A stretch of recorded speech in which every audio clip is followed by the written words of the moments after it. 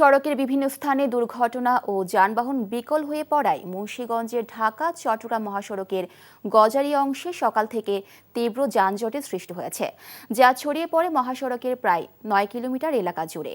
Highway police জানায়, ভোরে গজারি অংশের বাউসি এলাকায় মিনি কাভার্ড ও মাইক্রোবাসের মধ্যে সংঘর্ষের ঘটনা ঘটে। পাশাপাশি বাউসিয়া এবং বালুয়াকান্দি এলাকায় দুটি মালবাহী ট্রাক বিকল হওয়ায় কুমিল্লাগামী লেনে যানজটের সৃষ্টি হয়। বেলা বাড়ার সাথে সাথে যানজটের তীব্রতা বাড়তে থাকে। গজারিয়া ভবেরচর হাইওয়ে পুলিশ ফাঁড়ির ইনচার্জ শওকত হোসেন জানিয়েছেন, বিকল হওয়া গাড়িগুলো মহাসড়ক থেকে সরিয়ে যান চলাচল স্বাভাবিক করার চেষ্টা করা হচ্ছে।